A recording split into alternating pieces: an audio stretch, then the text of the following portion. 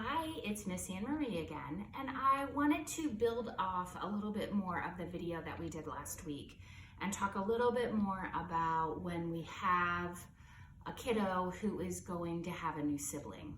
So again, still love the baby doll, and we're going to kind of continue to focus on this baby doll. You're going to have to gauge depending on the age of your child. So if your child's a little bit older and they're going to be able to help out a little bit more, you can kind of teach your child and talk about that based on their skill level. If they're a little bit younger and you're just trying to get them used to having a new sibling and what that will look like, you can kind of gauge it based on their ability. So here we have a baby doll, and we're going to have to talk through with your child, give them that visual of not just, oh, there's going to be a new baby, but I would take the baby and I would say, here's how we're going to change that baby's diaper, and wherever that area is that you're going to have that, talk through, first we have to take their clothes off, and then talk about some of the pieces like, oh, well, when they go potty, it doesn't always smell good, and then we're going to put it in the garbage, and really not just talk about it, but actually take that diaper and put it in the garbage. Show them how you're going to be disposing of those things, talk through those things. Diaper changes tend to be a really big one just because you need their help in that process. And at that age, that concept is just so hard to understand. And so if you can do that with a real toy baby, then at least they're going to understand so much better. When we think about working with kids, we want to go with all of their senses. So we want to not only have them hear it, that auditory, but have them see it, have them touch it, have them feel it. And so these are things that are really going to help those concepts for the kiddos. So, you've got your baby and you're going to talk about, babies, even though it's warm outside, they really like to be, in a blanket. And so you'll take your blanket and you might go ahead and show them, well, this is how mommy's going.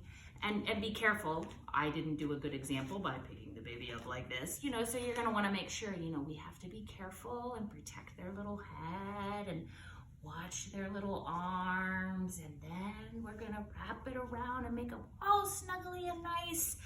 And then we're going to go up and you're going to talk through it and you're going to show them, how you're doing it. Oh, now they're all good, but mommy still has to protect their head. And we have to be super careful with our baby. And so not only talk them through it, but show them how you're going to be taking care of this baby so that it's not a new concept when that baby comes. Because when the baby comes and you're saying, oh, protect their head, how would they even know that? Until you talk through it, because it's stressful when it's a real live baby, because they move and they breathe and they cry. But if you can practice with a pretend baby, then you can really not only talk them through it, but also show them and have them feel and practice picking up a baby if they're old enough, or even practice sitting on the couch and just holding their baby. Some kiddos will want their own baby, and I highly recommend that.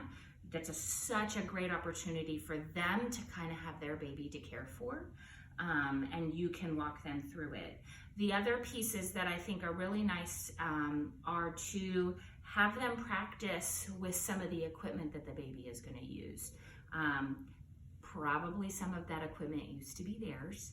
And some kiddos can feel a little bit jealous or struggle with that. And so this might just help your child be a little bit more open to, oh, this is the baby stroller. Now, I happen to have a play stroller because we don't have strollers anymore, but you can talk. I should have taken this off, sorry. You can talk through, wow, we have to put the baby nice and gentle into their stroller. And then talk about strapping that baby in and why we need to strap the baby in. And when we push the baby, why we have to be very careful. So if you have the crib, if you've got the bassinet, strollers, car seats, pack and plays, any of those things that you're going to be using, you can just, it doesn't have to be 4-hour-long session with your child. You know, you can have them just practice sitting in the car seat next to them, or, you know, when they take a nap, before they take a nap, they're going to put their baby or the baby back in a nap, and practice those things to see if that transition will be easier, not only, you know, from an emotional standpoint, but also empower them to feel like they know what they can do to help, and they can help their little baby be successful, and moms and dads not be as worried that their children aren't prepared for a new baby. So congratulations to any of you who are new moms. And you know, really anybody can do this, whether it's a mom, a dad, a grandparent, an aunt, or an uncle, you know, and it can be, and it really should be 3 minutes, 5 minutes here or there. This shouldn't be a long experience for the child. So I really do hope this helps. Please reach out, make sure you like and subscribe to the page, and we will see you again next week. You take care, have a good one.